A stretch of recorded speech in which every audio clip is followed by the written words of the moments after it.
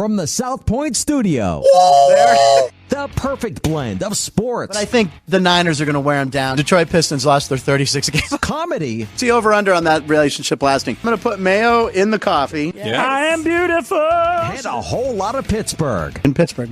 Pittsburgh. Yeah. Pittsburgh. Join Ryan McCormick. That's at least 2 picks outside of our own in the first round next year. Oreo. And host Frank Nicotero. I look at the clock, I go, Watch Punchlines live at noon every weekday. South Point Casino is the perfect place to be. Our racebook is completely separate from the sports book and totally dedicated to the horse player. With 52 overhead TVs, free Wi-Fi, and cocktail service. Bring your tablet or smartphone and plug into the USB ports to look up your favorite handicapping website without draining your battery. Want to wager from your seat? No problem with our IPTs. Just sign up, make a deposit, and you're off to the races. Plus, you'll earn points for dining, hotel, movies, entertainment, and the spa just by using the club card when wagering. South Point Casino's Racebook has you covered.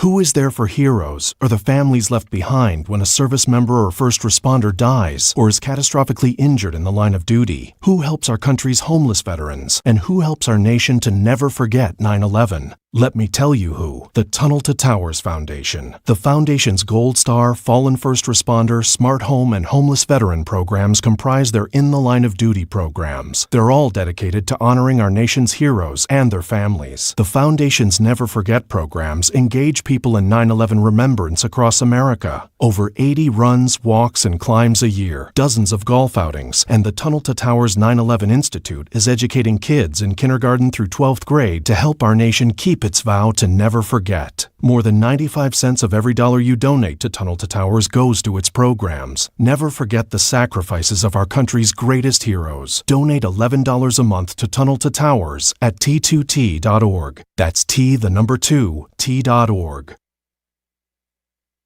The following is a Race Day Las Vegas presentation in association with Siraco Productions Limited on the Race Day Las Vegas Radio Network.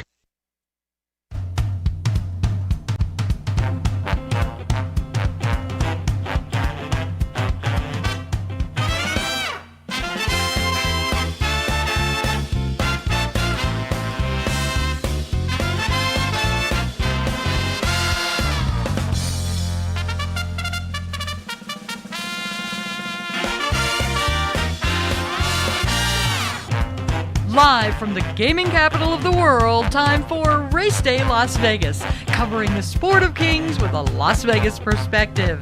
Now to the race desk with your host, Ralph Siraco. From the backstretch to the turf club, at the racebooks and on the internet, to all horse players around the world, a good morning.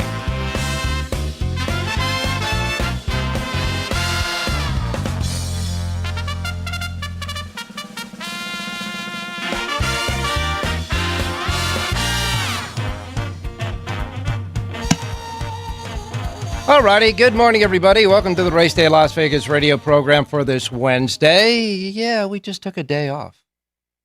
We were here, of course, Memorial Day Monday, and what a day of racing that was. We'll get into a recap of Monday's racing, especially at Santa Anita, in just a moment. But we welcome you to the show as we crank up for another week of racing, covering the great sport of kings, Las Vegas style, right here from Las Vegas, your gaming capital, at the South Point Studios and the South Point Studios network streaming at YouTube. And, of course, all of our other platforms as well. Our radio stations locally here in town, Sports Talk 1400 AM, 107.1 FM. And, of course, our podcasting. And then we have our websites, racedaylasvegas.com, .vegas, .world, .global. You can hear us there. And certainly your apps for your devices, your iPhones, Androids. Of course, get the KSHP app if you want to listen to us, and of course the YouTube app if you want to listen and see us on the South Point Studios streaming network at YouTube. We welcome you. We crank up another week of racing. That is for sure as we move into the some summertime now. This is getting to be really feeling like summertime, especially here in Las Vegas. Right now, at a little bit after 7 a.m. Pacific time, it is 78 degrees. We're going to get to 100. We are peaking through the hundreds now. 101, they say we're going to top off today. And it's going to be a little bit over 100 degrees topping off in Las Vegas for the rest of the week, and the sun will be shining, and it's a beautiful day out. Little breeze out there, that's for sure. In reflecting back to Memorial Day, I just want to recognize, thank for all of the volunteers on Monday, Memorial Day, in the Southern Nevada Veterans Memorial Cemetery. These volunteers put an American flag at each gravesite in the memorial cemetery we have here in Southern Nevada. And 34,100 graves got a flag, each one there, on 79 acres of this great Veterans Memorial Cemetery on Monday. And I want to thank them on behalf of Race Day and America for doing that. It was just a great thing to happen on Memorial Day Monday. Our town was packed. We had about 350,000 people enjoying the 3-day holiday here. And for the most part, the racing was pretty good across the country. But I got to tell you, Santa Anita, wow, man, you talk about racing at Santa Anita was at its peak, I think, on Monday, Memorial Day. Certainly a far departure from what we've been seeing out there at Santa Anita. They had 11 races. They had 3 Grade 1 stakes races in a row, the last 3 races, with Grade 1 fields. These were great fields of horses, just like a Breeders' Cup field would be. And the 8 earlier races before those 3 stakes races were loaded with horses, competitive horses, and big fields. And when I tell you it produced some really knockout winners, it did. So taking a look at what happened on Monday before we start embarking on, of course, this week's action around the country. You started out with an 1180 winner in the first race. Okay. Then a 560 winner in the second race. Kent DeSormo finally got a win out at Santa Anita. It's been a long time, but he won the second race on the favorite Come On Man, who got up through the stretch. A lot of stretch runners won on Monday on the main track. It was not as speed favoring as it had been. Come On Man gets up to wins, pays $560.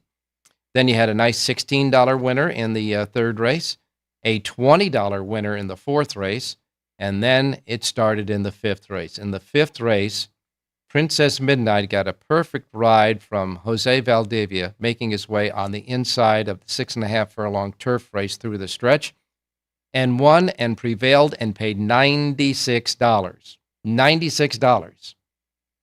The favorite in the race, Not a Sinner, finished second. And for those of you who were purchasing Jonathan Hardoon's sheets on Monday, you, of course, noticed that this horse, this $96 winner, was his second selection in that race. The first selection was the horse that ran second as the favorite. So he had a $96 horse that capped off the early pick 5. Now, you heard of all of the payoffs in the first 4 races and a $96 capper. The pick 5 for 50 cents at Santa Anita on Monday. Santa Anita, $118,873.55. Bada bing.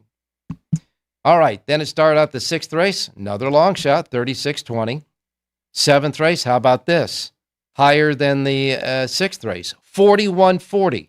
These are the first 2 races in the pick 6 on Monday at Santa Anita. And then came the 8th race, a race that a lot of people were looking forward to, because in this race, Eagle's Flight, half-brother to the great Flightline, made his debut under Flavien Prat, was bet from the get-go. The 6 furlong race at the start, Eagle's Flight did not break very well, certainly was lack of the early speed. He was sitting about 4th and 5th on the inside. He broke from post 2 on the inside. And I think Flavien Prat made a strategic decision early part of the race, about the first 16th, first 8th of a mile, by not rushing this horse into a speed duel. He rushed him up enough to get behind the speed duel, and he waited. And he waited. As the race progressed around the far turn, the horse dropped back a little. Then Pratt got him to a position where he can start making a move, and he made his move at the top of the stretch, collared the leaders, and won going away under wraps under Flavien Prat. And everybody already started thinking about good old brother Flightline. Now you got Eagles Flight, a solid, authoritative win in his debut, ran the 6 furlongs in 110.07. And now the rumors and now the, all of the conversations and buildup will start with Eagles Flight, a popular winner in the 8th race yesterday, I should say Monday at Santa Anita. Then we got to the 3 Grade 1s. The Gamely handicap at 1 1/8 on the turf for fillies and mares 3 years old and up was the 9th race on the card. And in this race, the winner, laying a little bit closer to the pace than usual, this stretch runner, Anazet, got there under Umberto Rispoli for Leonard Powell, paid $7.60 there, outrunning Olivia Meralda, who ran a big race, Olivia Meralda did, by finishing second. Forever After All was third. The early pace setter, Ruby Nell, just gave it up at the top of the stretch and finished off the board. Anazet wins the Gamely at 760. Then came the Grade 1 Hollywood Gold Cup at 1 1/4 on the main track for the older set, 3-year-olds and up. And the winner there was Mr. Fisk, who sat right behind the leaders as well. Mr. Fisk got the job done. Kazuchi Kimura aboard the Bob Baffert trainee. Mr. Fisk paid $7 even. And he beat his entry mate, Reincarnate, who was on the lead most of the way in the race. Judge Miller finished third there. And on the pull-up, however, Mr. Fisk never got to the winner's circle to take the winner's circle picture because on the pull-up, jockey Kimura dismounted the horse, and the horse was taken away for precautionary measures in the race ambulance. He was walking fine, etc., but Kimura came back and said he felt a little off when he was pulling him up, and as a precautionary measure, they took Mr. Fisk right to the receiving barn and then had him examined. He was pulled up and did not make the winner's circle. The rest of the crew did, though. Baffert runs 1-2 with Mr. Fisk and Reincarnate, Judge Miller third. And Mr. Fisk got a 101 buyer figure in that Hollywood Gold Cup. It was Bob Baffert's 10th Hollywood Gold Cup victory. And then in the final race, the 11th race, the Shoemaker Mile, a Grade 1 at a mile on the turf for 3-year-olds and up. The winner there was the pick on the show for John Lendo. Johannes wins it. Johannes in a big effort for Tim Yakteen. Umberto Rispoli gets his second win of the day. Both Grade 1 wins for Rispoli, winning the Gamely and the Shoemaker Mile, both on the turf. Johannes got a 101 buyer figure as well, paying $640 to win, outrunning Fantastic again, who ran a huge race under Frankie Dettori. De Jour finished third in that one. And the final pick 5 paid $1,355. The pick 6 that started out with the $36 and a $41 horse, the pick 6 paid $91,482.50. And what a day it was at Santa Anita on Memorial Day, that's for sure. A little bit for everybody, quite certain for sure. By the way, Antonio Fresu had 3 wins. Doug O'Neill had a couple of wins on the card as well. And as I said, Kent DeSormo finally got a win. A long time coming for Kent DeSormo at Santa Anita. Big day on Monday. Well, on Monday at Aqueduct, at Belmont at Aqueduct, it started out crazy. In the first race, the winner was War Tax, $6.90. However, the race for 2-year-old maidens was scheduled at 5.5 furlongs. They put the starting gate at the 5 furlong marker, and nobody caught it. After the race, they had to do some, as Ricky Ricardo would say, splaining on that one. And we'll leave that for the soapbox for Mr. Jonathan Hardoon in just a moment. The Wonder Again Stakes on Monday at Aqueduct was won by Sagesta with Irad Ortiz Jr. for Chad Brown, $10 even there, outrunning Cy B and Vive Vevu, who finished third in the race. It got really, really bad at Belmont at Aqueduct after the 4th race. The rains came. There was a weather delay. They sealed the track. It became sloppy, etc. You know the deal there. And so for the rest of the day, the horses were just running through the slop. Linda Rice and Jose Lascano. That team is getting to be potent there at Belmont at Aqueduct. They had 2 wins together at Belmont at Aqueduct, 1260 and 880 respectively in the races there. Jerry Jackett's selection there at Belmont at Aqueduct was scratched, so no harm, no foul there on the pick on Monday. Churchill Downs, the winning colors, won by Clearly Unhinged with Joel Rosario aboard for Steve Asmussen. That was the second Rosario Asmussen win on the day in the feature, paying $6 even, outrunning Dazzling Blue and Unsung Melody. And at Pimlico on closing day, you remember that they had that big carryover in the pick 6, but it was closing day and a mandatory payoff at Pimlico on Memorial Day Monday. The winners in the pick 6, $7 even, $3.60, $8 even, $20.60, $3.40, and $18.80. The pick 6 paid $2,974.72 with the carryover Monday. It all went out the door on Monday. Well, that's what happened Monday, and now we get started with what's coming up this weekend. And it's going to start early because on Friday they got a great racing card at Penn National. Penn National will have 6 stakes races there, and the big jockeys are going in there. Flavian Pratt, Javier Castellano, etc. They're all going to show up at Penn National on Friday night.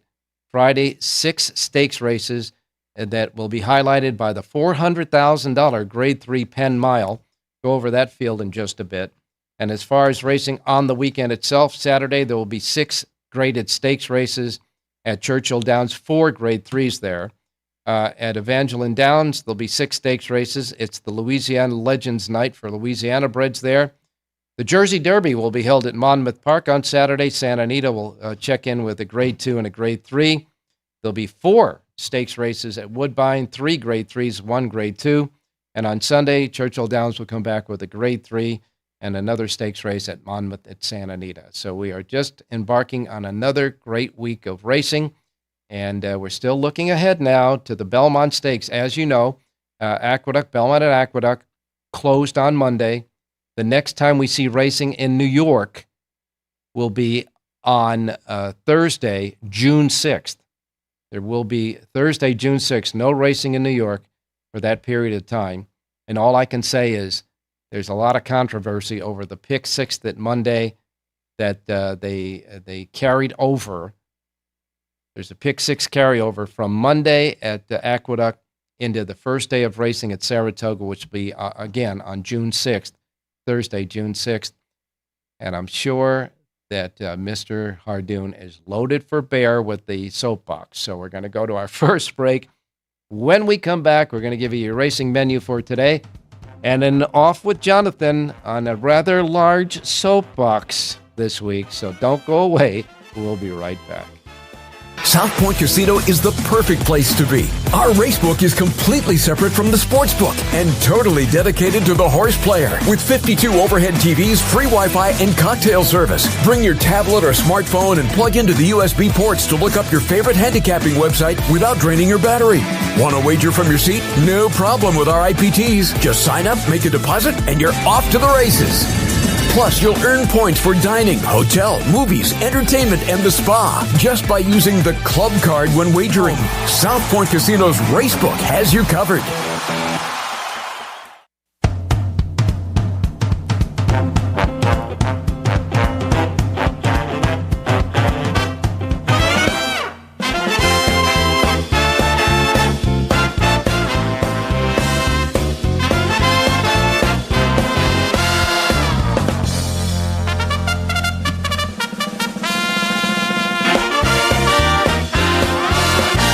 Alrighty, looking at the weather around the country, it looks pretty good across the country. There's a lot of action going on down in Texas and Arkansas, and they're just having a terrible time with tornadoes and all that. Our thoughts go out to these people with some bad weather in there.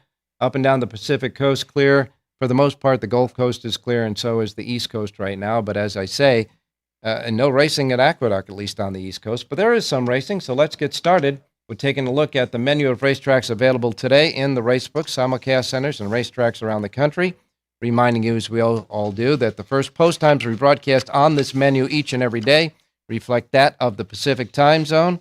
The Pacific Time Zone first post times If you're listening anywhere else on the different platforms that we have streaming around the country, well, don't forget that the first post times are Pacific, so adjust to the Pacific time zone no matter what time zone you're in.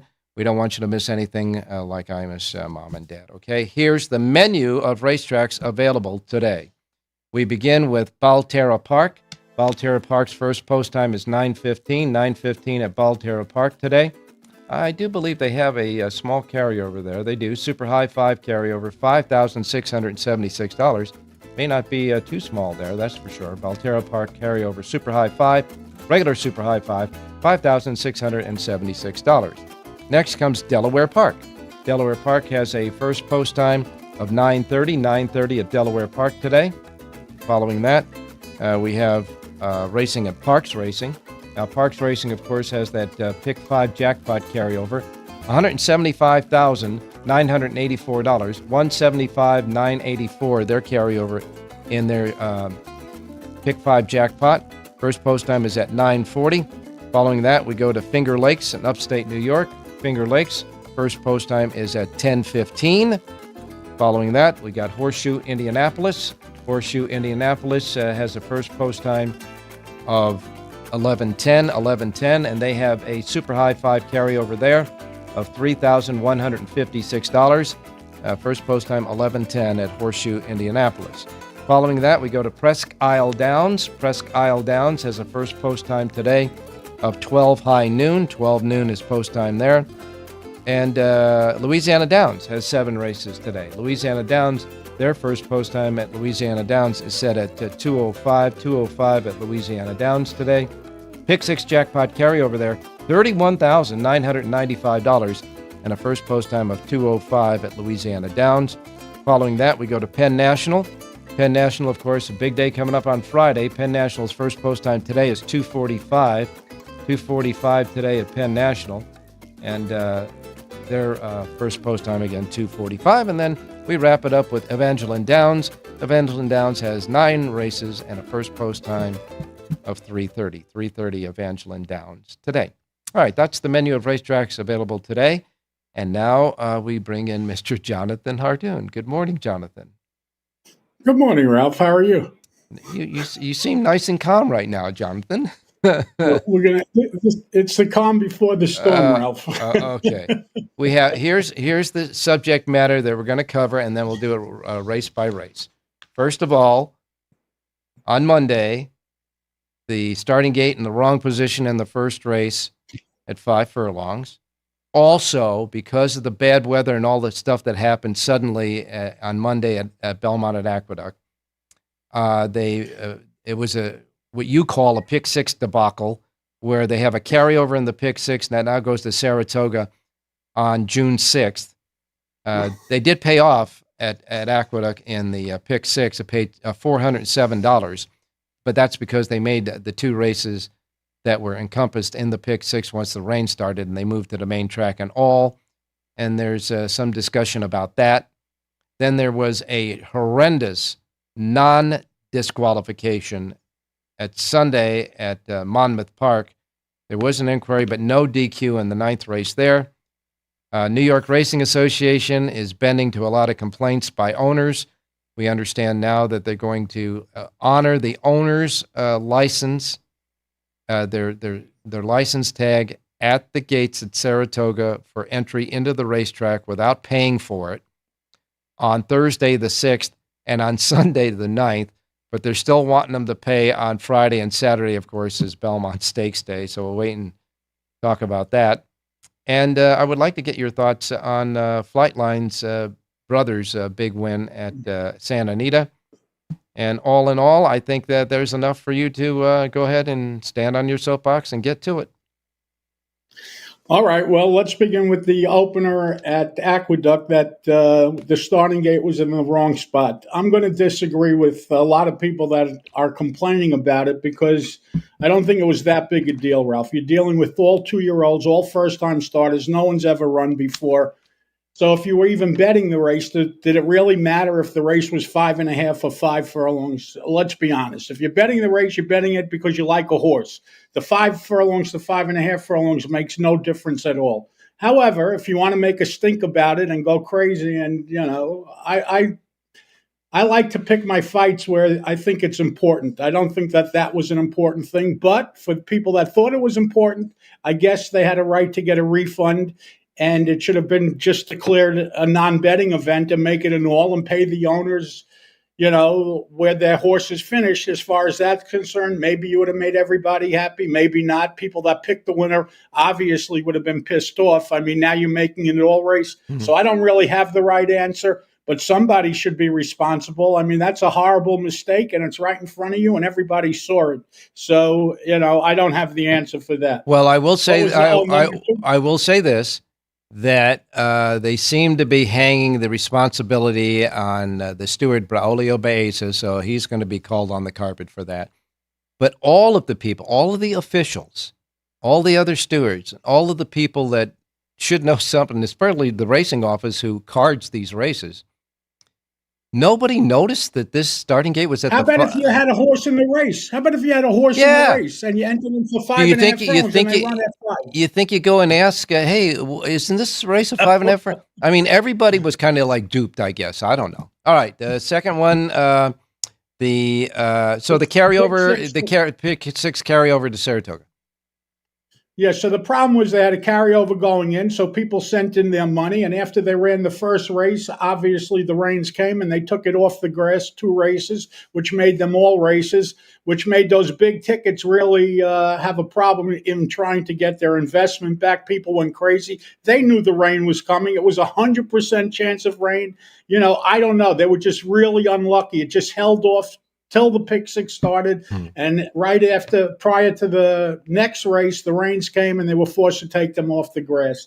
They tried to do the right thing. They moved carryover to a week from tomorrow, which will be opening day at Saratoga. Right. And listen, it was just really unlucky for Naira, to be honest with you. And I'm not apologizing for Naira, and I'm not taking their side.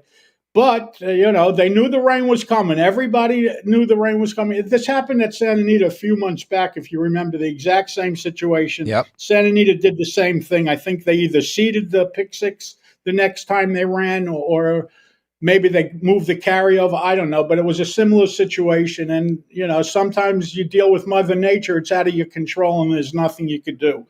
This was unfortunately one of those cases, and they tried to do the best they can. They split the baby in half. They gave you another carryover come next Thursday, and they paid out, the other day at Naira. So it is what it is. And again, that's just bad luck for Naira, and things happen, and sometimes you got to accept it. Well, talk about bad luck, and it is exactly what people were left to think after the 9th race on Sunday at Monmouth Park, when there was an infringement.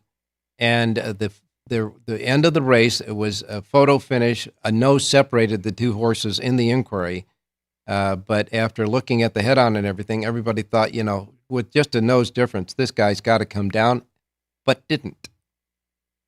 This was one of the worst calls I've ever seen, Ralph. I know it was just a regular race on a Sunday afternoon. It was an allowance race. But if there ever was a horse that should come down, I urge everybody, if you had no interest in the race or whatever, just go watch the replay of the 9th race, on Sunday at Monmouth. And you tell me how that horse doesn't come down. You tell me how it's possible. I mean, the horse was absolutely hip-checked at the top of the stretch. He lost by less than a nose. Believe me, that's how close it was. And they say it didn't cost the horse a position. That's crazier than the Derby. That's how bad that call was. Okay. Well, I think that was clear. What about New York bending to the owners for half of the 4-day meet? You can get in, as you do everywhere else, with your owner's license. But on the 2 big days that you really might want to be there, you got to pay. It's just petty. It's ridiculous. Shame on them. Really, shame on them. What do they think? What are they going to get? 20,000 owners show up and all of a sudden want to come in on those days? That's ridiculous. It makes no sense. It's petty. It's more Naira nonsense. Well, now, I do sit there and I thought of one thing of maybe why they did this, okay? And as you know, Seize the Gray, who won the Preakness at Pimlico, is owned by the My Horse Group. 2,700 people. 2,700 people. So, and he's expected to run in the Belmont, which is on Friday. Now, I'm thinking of New York racing. No, Saturday. On Saturday, not Friday. I'm saying right, on Saturday. So I'm thinking, and we got to check and see if My Horse is running any horses on Friday as well, because this might be, something that, aligns with this. But I'm thinking that maybe they thought, 2,700 owners, if, like you said, maybe 1,500 of them show up at Saratoga with their owner's license, maybe they don't want to give them all those passes. I don't know, but I'm just thinking that's a stupid rationale as well. But I put it out there anyhow. But you would want them to come to sure. the track. You would not want them. Let me just say one thing. Guess how many of those 2,700 owners showed up at the Preakness? 300, yep. Ralph. 300 out of the 2,700 were at Pimlico for that day. So what are they going to get? 500 people come to Saratoga? So what? Guess what? They have a horse running. They're going to get in anyway. So they're allowed in on those days. Yeah. So it makes no sense. It's just petty. And here's another thing, too. The thing about this is that most of the owners that are in groups like that are horse players. So they're going to come out and they're not just going to sit there and watch their horse run. They're going to be betting all day. Isn't that what we want? That's why gouging players on days like this is the worst thing in the world. You're supposed to let people in for free. Get 100,000 people to the racetrack. Show people what it used to be like coming to the races. You don't have that anymore. And to charge people $200 or whatever it is to get in is ridiculous and criminal. You want a crowd at the track. You don't want people, not only that, they're only going to bet the money they're spending to get in anyway. It's more money that would go through the windows. Yeah, it's silly. It's just like, charging for the admission and all that stuff. Do they think they're going to put that money in their sock and walk out with it? That's not going to leave it to $20. Yeah, come on.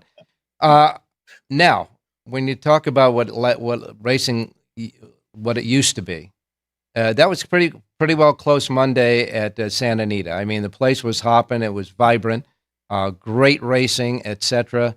And all I can say is that, the eighth race, amongst all of the other races, the eighth race had a lot of interest in it in racing because the great Flight Line's half-brother was running in the race. Got bet down right away. And a lot of people thought, well, remember, we know all about the breeding, but sometimes it's Jimmy and Billy Carter type of thing. So we didn't know for sure. So, but this horse was professional.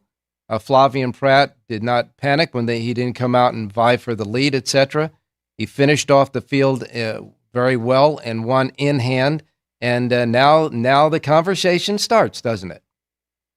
Well, that's what you want. Listen, he's had another relative to Flightline that came out and didn't run all that well. It didn't run well at all, to be honest with you. Mm-hmm. This horse was bet from the get-go. And by the way, we were plugging Monday's card as soon as the entries came out. You and John, we knew that it was going to be a card for the ages. Yep. And it's really a shame that they don't have more cards like that. Unfortunately, Friday, you go look at the entries, they're back to normal 5 and 6 horse fields. Where they got all those horses on Monday was amazing. They should have more cards like that. And it reminded people of what it used to be like. Yeah, it was a lot of fun, that's for sure, on Monday. Watching it at the book and people just enjoying themselves on TV and all that stuff. And it was a good blend of everything. Super long shots, right, big payoffs. Something for everyone. Exactly. Yeah. And it was, for the most part, it was a great racing. I mean, I didn't see any instances in any of the races that would lend me to think, why didn't they do this or that? It was just great. It was just good racing, great racing, that's for sure. Congratulations. From the first race to the last, by the way, Ralph, from the first race to the last race, the only misfortune was unfortunately Mr. Fisk or whatever, the Baffert horse, pulled up. I guess Kimura was being as cautious as possible. Yes. The horse will be fine, but Yeah. it's strange when you have a winner's circle in a stake race without the horse in the winner's circle. But what are you going to do? Yeah, well, they just said, look, Mr. Fisk had an appointment. He's a little busy right now, but go ahead and take the They could have had a fill-in. Yeah. Could have brought a horse from the next race. Just put him in the winner's Just stick him circle. in the winner's circle, Who would that's know for the sure. difference? Well, it was a great day of racing, and now we are going to look forward to, although we have to wait a week and a half or so, but we are looking forward to that 4-day meet up at Saratoga and, of course, the Belmont Stakes. Right now, it looks like the Daily Racing Form is reporting that they think there's as many as 13 that are looking towards the race. They think it's going to be a little less. Right now, what we have on our list is Sierra Leone, Anna Marie, Mystic Dan, Fierceness, Seize the Gray, and then you have the Peter Pan winner, Antiquarian, and of course, Dornock, and some new shooters in Batten Down, Mindframe, and Protective. We'll wait and see where they land. But I got to tell you, you got the Derby winner there, you got the Preakness winner there, you got the horse that was just a nose away from the Derby there with Sierra Leone, Anna Marie that had, 5-star excuses in the Kentucky Derby with the start. He got slammed around, etc. And some new promising horses that if they go in there, it's going to be a great mix for the Belmont Stakes, I think.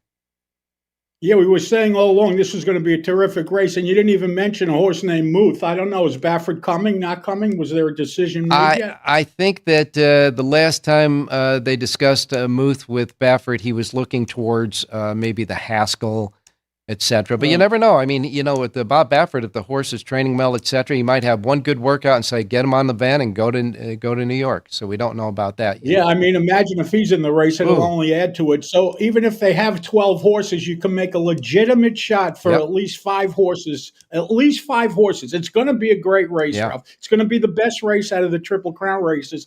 And what's really interesting is this year it's 1.25 miles. So usually at 1.5 miles, some horses will stay away and they won't run because how many times in their career are they ever going to go 1.5 miles? Right. So the fact that they cut it back to 1.25 miles only is going to add more depth to this race. And again, I think it's going to be a terrific betting race and it's going to be a 4-day festival. If the weather stays clear, and hopefully it does, because that's going to be the key. They got like 5 turf races every day, so you don't want to have to deal with the weather. So if the weather is clear, it's going to be a weekend to remember. It really is. Despite all the other nonsense, the racing itself will be great. No question about that. That's for sure. And it's right in your backyard. So we'll get you to give us some reports on all the activities going on at Saratoga. Racetracks that are running today are not racetracks that you do, so I guess we'll do a pass on a pick, right? No horsies today, Ralph. No horsies. Tomorrow. A lot of soapbox, but no horsies today. Okay, that's fine. And I will give you a congratulations on that one race at Santa Anita. Princess Midnight paid $96. You had second on your sheet, on your pick sheet there, so good stuff. It only takes one good race, and you can, make plenty of money if you do the right thing and hit it the right way. That's right. And, all I can say is there's people screaming at the TV set right now saying, well, why didn't you give that out? So in any case, you give out some of the races. By the way, on Monday at Lone Star Park, they had great stakes races there. And, Mike Smith went out there and won the Texas Derby. He won. The Doug O'Neill horse won. Yeah. But before that, he won on a Safi Joseph Jr. horse that paid $260 in the Spirit win there. And then the Texas Derby, he went, O'Neill sent out, EJ won the Cup, and he did. He won the race under Mike Smith, paid $6 there. And another, horse, Mike Maker had a winner there in the Ouija board distaff. Dana's Beauty at 1440 with Ramon Vasquez. So it was a big day of racing there at Lone Star. Unfortunately, time out, Ralph. It was a big day of racing there, but guess what? Yeah. Nobody could watch the races. No one could bet on the races because Texas, they put themselves on an island because they want to have nothing to do with HISA. Yeah. So, I mean, they didn't do the game any favors by not letting any people watch or see those races or bet on them for that matter. I totally agree with you. And I was just about to say, although those were nice races to have, nobody could bet them. So. Except you couldn't see them, you couldn't bet on them. What was the point? They might have run them in China. Except for the people in the Lone Star State, they could have bet the race, and I'm sure they had a great crowd out there at Lone Star. Anyhow, that's that. I know that now don't check your blood pressure right now. Wait about an hour and then check it again. Okay, Jonathan? But good conversation all. And now we move ahead for this week. A lot of great racing coming up this weekend, including starting on Friday with the big races at Penn National and the big Penn Mile. That's going to be a good race.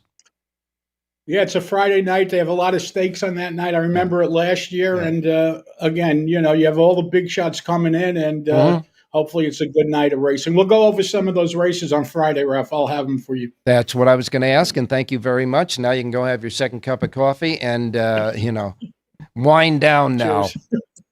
we will talk to you tomorrow, Jonathan. Thanks a lot.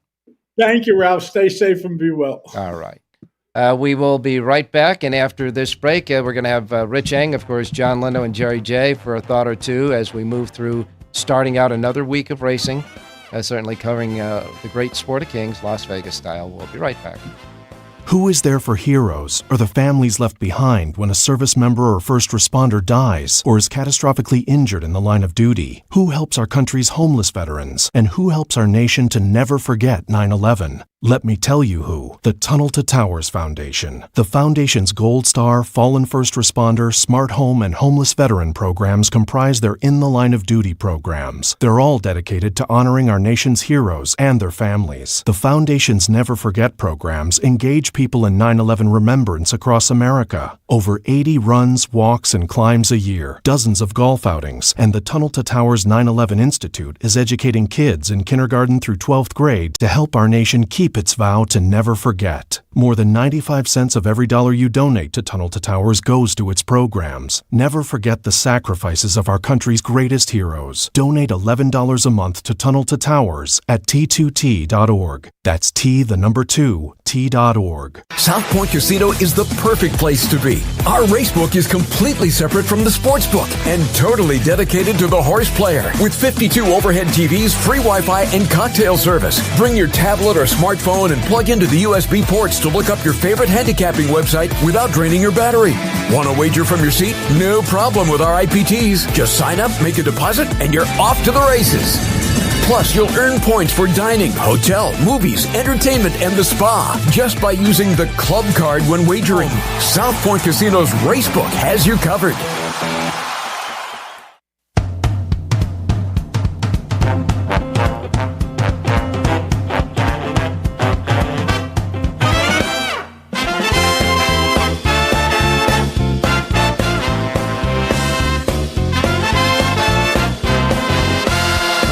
Alrighty, back on Race Day Las Vegas. A couple of other quick notes as far as jockeys are concerned.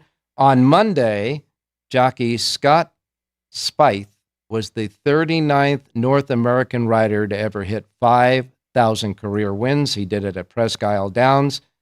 And by the way, Mr. Spieth is 57 years old. So congratulations to him on that milestone. And as far as the wrap-up at Pimlico, Jamie Rodriguez was the winner of the jockey standings there in that short meet with 12 wins. And Brittany Russell, top trainer there, third straight title in this meet for Brittany Russell. She had 8 wins on the abbreviated small, short race meet there. So congratulations to them. All right, let's go out to Rich Eng standing by. Richie, good morning. Hey, good morning, Ralphie. Well, it was an exciting day, Memorial Day Monday for horse racing at Santa Anita, that's for sure, and some good basketball. And I understand that the Celtics wrapped it up in 4 games, for their side? Yeah, the playoffs continue for both the NHL and the NBA. The Celtics swept the Indiana Pacers 4-0. Mm-hmm. Last night, Minnesota broke through with a victory against Dallas in Dallas, so now they trail 3-1. Game 5 will be tomorrow night in Minnesota. Mm-hmm. And in the National Hockey League, the Rangers and the Carolina Hurricanes are tied 2 games apiece. Another overtime game, this one won by Carolina last night. And in a series that I'm also interested in is the Dallas Stars at Edmonton. Dallas leads 2-1. Game 4 will be in Edmonton tonight.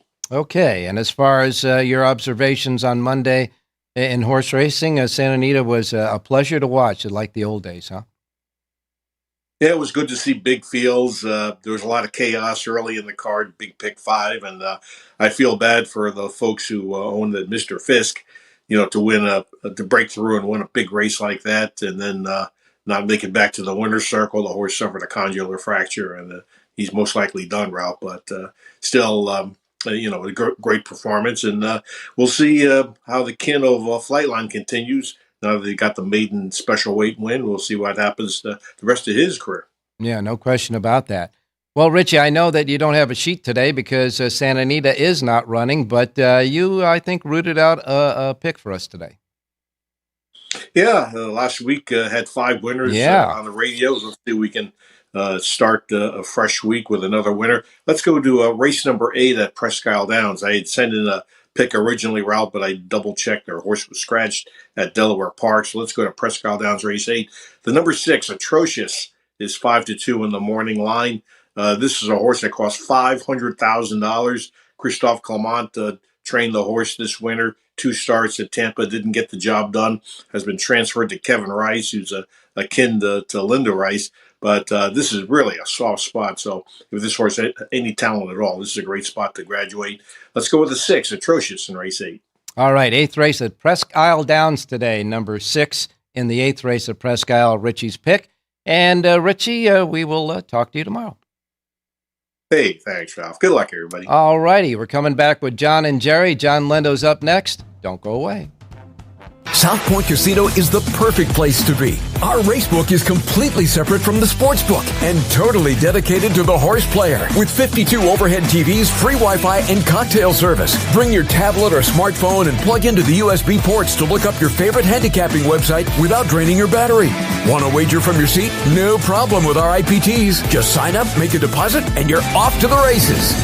Plus, you'll earn points for dining, hotel, movies, entertainment, and the spa just by using the club card when wagering. South Point Casino's Racebook has you covered.